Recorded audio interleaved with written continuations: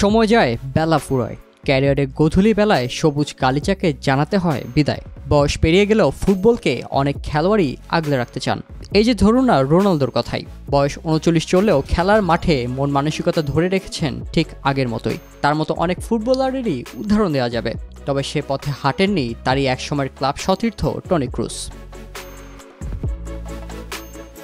বয়স চলছে ৩৪।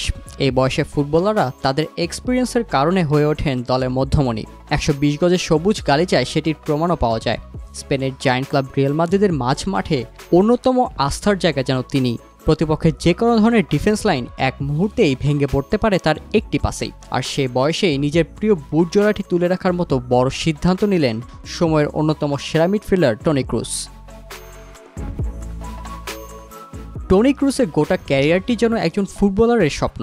রাইভাল থেকে শুরু করে সব ক্লাব এবং সমর্থকদের কাছ থেকে পেয়েছেন প্রাপ্য সম্মান। অবশ্য মাঝ মাঠের ফুটবলাররা স্ট্রাইকারদের মতো তেমন লাইমলাইট আসেন না, তবে মৌসুমের পর মৌসুম ধরে নিজেকে যে সুইংয়ে নিয়ে গেছেন সেখান থেকে হয়তো চোখ সরানোর মতো নয়। সেরাদের কাতারে তিনিও যে একজন তার প্রমাণ তিনি রেখে গেছেন মৌসুমের পর মৌসুম ধরে।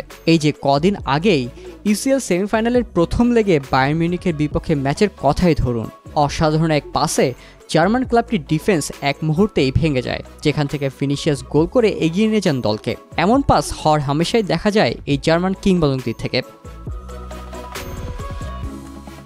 ২০০৭-৮ মৌসুমে মাত্র ১৭ বছর বয়সে বুন্দেসলিগায় বায়ার্ন মিউনিখের যুব দল থেকে সিনিয়র দলে এক সোনালী ক্যারিয়ারের যাত্রা শুরু হয় টনি ক্রুসের।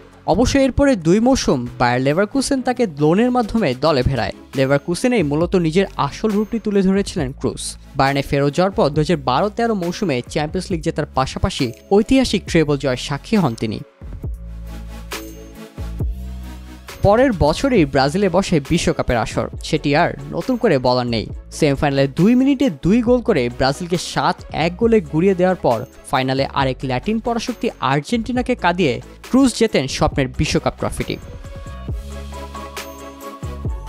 এরপরে যাত্রাটি আরও মধুর হয় লস ব্লাঙ্কোসদের সাদা জার্সিতে। ঐতিহাসিক 3-পিট চ্যাম্পিয়ন্স লিগ জেতার সাক্ষী তিনি। ক্লাব পর্যায়ে সর্বশ্রেষ্ঠ এই ট্রফিটি মোট ৫ বার জিতেছেন ক্রুস, যেখানে মাদ্রিদের হয়ে জিতেছেন ৪ বার। ট্রফি ক্যাবিনেটে থাকা ৬টি ফিফা ক্লাব বিশ্বকাপের মধ্যে মাদ্রিদকে জিতিয়েছেন ৫ বার। আগামী ২ জুন চ্যাম্পিয়ন্স লিগ ফাইনালের মাধ্যমে ইতি ঘটতে যাচ্ছে টনি ক্রুসের ক্লাব ক্যারিয়ারে ষষ্ঠ ইউসিএল ট্রফিটি জিতেই মাদ্রিদকে বিদায় জানাতে চাইবেন এই কিংবদন্তি। অন্যদিকে আগামী জুনে শুরু হচ্ছে ইউরো ২০২৪-এর আসর। জার্মানির জার্সিতে এই টুর্নামেন্টের মাধ্যমেই ক্যারিয়ারের ইতি টানবেন তিনি।